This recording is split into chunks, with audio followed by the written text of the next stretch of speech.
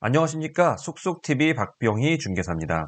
지난번에 이제 대출에 관해서 좀 알아봤어요. 그거보다 이제 좀 더 깊이 나아가서 좀 특별한 대출. 그러니까 일반적인 주택담보대출이나 전세자금 대출이나 이런 거 말고 좀 더 특별한 대출이 있어요. 그게 예전에는 그 버팀목 대출이라고 해서 신혼부부 특정으로 나오는 대출이 하나 있었고요. 그리고 중소기업 다니는 청년들을 위한 중소기업 청년 대출.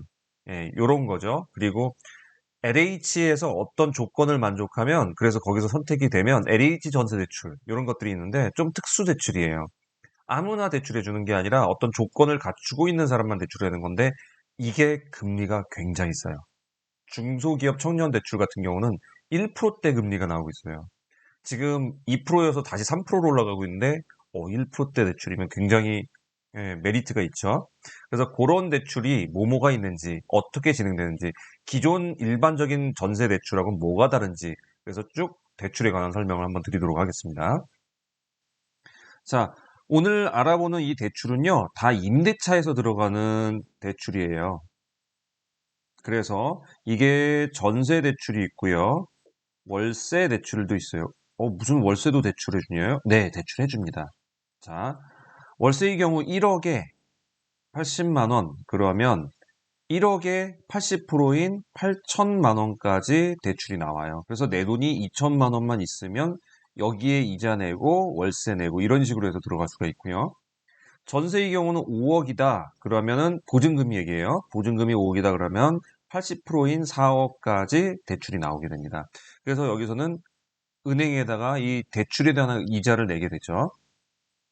그런데 이 이자가 보통 작년에 2018년도에 한 3점 중반대 3.5%, 3.6%, 3.3%면 되게 싼 거다 막 이렇게 나올 정도였거든요. 그런데 작년에 금리가 내리고 내려서 이게 2.4대까지 나왔었어요. 네, 굉장히 메리트가 있었죠. 이 당시에 버팀목 대출이 3.0%였어요. 그래서 굉장히 싸다고 사람들이 막 좋아하고 2.9%까지 나왔던 것 같아요. 하여튼 거의 3%대에 가까운 이자인데 이게 굉장히 싸다고 그랬지만 이때 내려가면서 버팀목 대출이 별로 메리트가 없어졌었어요. 그러다가 중소기업 청년 대출, 중기청 대출이라고 보통 줄여서 얘기하는데요. 그리고 LH 전세 대출 이런 게 해당이 되게 되면 이 조건 만족하는 사람들에 한해서 1%, 1.8%였던 것 같아요. 제가 듣기로는. 또는 1.2%, LH는 1.2%까지 나온다고 그러는데 하여튼 1%대의 금리가 나오는 대단한 전세들이에요. 대출이에요. 대단한 전세 대출이죠. 근데 LH는 굉장히 까다로워요. 그리고 중기청은 그래도 조금 느슨해요. 요거에 대해서 좀 알아볼게요. 중소기업 청년 대출은요. 중소기업은행에서 하는 게 아니라 이거는 어느 은행에서도 하는데 중소기업을 다니고 있는 청년 직장인들에게 대출을 해줘요. 싱글이어야만 합니다. 결혼한 사람은 안 돼요. 그래서 이런 사람들한테 대출을 해주는데 80% 대출을 해주고요. 그리고 100%도 나오는 경우가 있더라고요. 1억까지는. 네, 그래서 이런 대출이 있으니까 굉장히 유용한데 다만 중소기업에서 이거 심사를 해요. 이 사람들이 얼마 이하의 급여가 얼마 이하여야 되고 어떤 이런 조건들이 있어요. 그래서 이런 거는 인터넷에서 중소기업 청년 대출 치면은 조건들이 쭉 나와요. 그래서 그런 것들이 나오고 LH 전세는 굉장히 까다로워요. 이거는 이제 대출도 까다로운데 조건이 굉장히 까다로운데 그 조건보다 더 중요한 거는 이게 물건에 적용이 될 물건인지 아닌지를 체크를 해야 돼요. 꼭 해야 됩니다. LH 전세는요. 집주인이 살고 있던 곳 있죠. 집주인이 살고 있으면 보통 등기부에 근저당권이 있죠. 없는 경우도 물론 있지만 있는 경우가 많아요. 이거 상환 조건으로 보통 들어가죠. 네. 전세자금 대출 받아가지고 상환하고 이거 없애는 조건으로 들어가요. 근데 전세대출은 이거 허용 안 돼요. 요거 안 되니까 이 물건 체크를 하셔야 되고요. 그리고 전세대출은 LH 전세대출은 또 뭐가 안 되냐면요. 우리 입주 처음 들어가는 오피스텔이요. 입주 오피스텔. 이런 데 가면은 아직 등기부 안 나오죠. 네. 등기부가 안 나와 있는 것도 허용 안 됩니다. 그러니까 이 두 가지 절대 안 되니까 LH 전세대출은 꼭 중개사한테 물어봐서 이게 LH 전세대출 되는 거예요? 라고 물어보셔야지만 안심하고 할 수 있고요. 중소기업 청년대출의 경우도 중소기업 청년대출 실행되는지 한번 확인해보고 물으셔야 됩니다. 그래서 이걸 중개사분들께 꼭 한번 확인을 해보셔야 돼요. 얘는 대부분 됐었어요. 요거는 대부분 오케이였는데 LH 전세는 대부분 안 됐습니다. 굉장히 까다로워요. 그 대상자의 자격도 까다롭지만 들어갈 수 있는 물건의 자격도 까다로워요. 그래서 여러분들이 그거를 꼭 중개사한테 확인하셔야지 만약에 이거 확인 안 하셨다가 나중에 다 되는 줄 알고 갔는데 마지막에 대출 안 돼요. 이래버리면 계약금 날리게 되죠. 1억이면 1,000만 원 날리게 돼요. 젊은 사람들은 1,000만 원 큰 돈이에요. 그러니까 이 부분 꼭 신경 쓰고 확인해서 이 중개사분들 꼭 물어보세요. 그래서 이게 되는 것인지 아닌지 그래야만 그분들이 그거에 대해서 신경 써주고 체크를 해주래요. 그렇게 하시고 이런 대출은요. 대출 상담사가 올 수가 없어요. 다 은행 창구에서만 합니다. 그래서 임차인이 직접 물어봐야 돼요. 그러다 보니까 임차인이 요거 중개사가 이걸 책임져 줄 수 있을까요? 책임져 주지 못해요.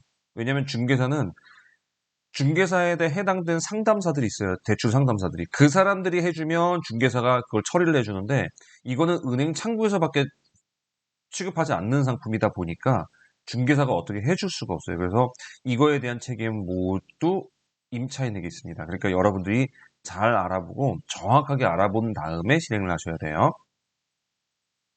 그리고 이제 기왕 알려드리면 한 가지 더요. 중개사무소 중개사한테 가면요. 대부분 은행 상담사들이 있어요. 은행 상담사가 있는데 은행 상담사가 여러 은행이 있어요. 그 중에는 내가 원하는 은행일 수도 있고 아닐 수도 있는데 이분들한테 하면 좋은 게 여러분들 대출을 심사받으려고 하면요. 사실 고객이라고 할게요. 고객이 대출 심사를 받으려면 은행에 서류 다 갖다 내야 돼요. 은행 한 번 가면은 번호표 보고 되게 오래 기다리죠. 요새 휴대폰으로 그냥 뚝뚝뚝 하면 다 되는 걸 갖다가 은행 가면 굉장히 오래 기다려요. 그리고 이 사람들 되게 오랫동안 상담을 해요. 그러니까 이거 서류 한번 가가지고 번호표 뽑고 기다려가지고 겨우 상담했는데 못 빠졌대. 그러면 서류 다시 가져와야 되고 다시 그 짓을 해야 돼요. 그리고 은행 직원들은 가만히 앉아 있어도 고객이 오는 사람들이라 별로 그렇게 친절하지도 않아요. 글쎄요, 이거 사람마다 복불복이겠지만, 저는 상당히 친절하지 않은 걸 많이 봐서. 자, 그런데요, 상담사들은요, 이 고객에게 직접 가요. 그래서 필요한 서류들 다 가져오고, 고객님 필요한 서류 뭐뭐뭐입니다. 안내까지 다 해줘요. 그래서 본인 서류만 띄워오고, 나머지 서류를 상담사 다 준비해서, 심지어 은행으로 오라는 게 아니라, 어딜로 계시는지 그 계시는 곳으로까지 찾아가요. 굉장히 좋은 서비스죠. 그리고 다 해가지고 해요. 그런데 상담사한테 받으면 금리가 비쌀까요? 아니에요. 그건 어차피 예를 들어서 국민은행에서 대출 상품을 받았다. 그러면요. 은행 가서 받나 이 사람한테 받나 어차피 국민은행의 대출 상품이기 때문에요. 금리는 똑같아요. 달라지지 않아요. 이거라고 비싸고 이거라고 싸지 않아요. 그러면 아우 상담사 이렇게 고생해 줬는데 이거 수수료 줘야 되는 거 아니에요? 수수료는요. 은행에서 상담사 대줍니다. 고객이 주는 거 아니에요. 만약에 고객한테 상담사가 뭐 수수료 주세요 이렇게 하면요. 신고하시면 돼요. 절대로 이거 상담사가 안 합니다. 이 상담사는 은행으로부터 수수료를 받아요. 그러니까 여러분은 편하게 시키고 이 사람들은 은행에서 수수료를 받고 그렇게 하고 대출 상품 금리는 동일합니다. 그런데 마치 중개사가 이렇게 소개를 하면 못 믿는 분들이 계세요. 그래서 자기가 직접 은행 가겠다고 하시는 분들 계세요. 가셔도 됩니다. 네. 가셔서 번호표 뽑고 기다렸다가 서류하고 퇴짜 맞았다가 다시 또 번호표 뽑고 하셔도 돼요. 하지만 왜 그렇게 못 믿고 그러는지 저는 모르겠어요. 돈 하나도 안 낸다고요. 고객이. 그러니까 여러분들 믿고 은행 대출 상담사 오면요. 편하게 물어보세요. 그리고 이런 것도 있어요. 은행에서 만약에 뭐가 대출 안 되는 거예요. 그러면은 은행은 그거 대출 안 됩니다 하고 딱 끊어버려요. 그런데 상담사들은요, 아, 그거는 조용히 얘기하시고요. 그러면 요렇게 바꿔서 하면 됩니다. 그리고 상담사는 돌려서라도 해줘요. 요런 차이가 있습니다. 그래서 여러분들은 은행 대출 상담사를 적극 활용하는 게 좋고요. 주변에 아는 상담사가 있다? 그 사람한테 하셔도 돼요. 그런데 만약에 없으면 중개사한테 소개 좀 해주세요. 그러면 중개사가 대부분 소개해줘요. 나는 어느 은행이 좋아요? 그러면 그 은행 상담사 소개시켜줘요. 그러니까 걱정 마시고 편안하게 물어보시면 될 것 같습니다. 자, 오늘 대출에 관해서 지난번과 이번에 걸쳐서 두 번을 얘기 드렸는데, 전세자금 대출이 이번에 주 위주였어요. 그런데 요거는 꼭 특수한 대출, 그러니까 예를 들어서 금리가 굉장히 싸다든지, 그리고 조건이 붙는다든지, 그러면 반드시 중개사한테 이게 되는 건지 확인을 꼭 하셔야 됩니다. 네, 그 부분 잊지 마시기 바라고요. 자, 오늘 여기까지 마무리합니다. 구독과 좋아요는 사랑입니다. 알람도 신청해 주시면 여러분께 바로바로 따끈한 소식 따라갈 겁니다. 감사합니다.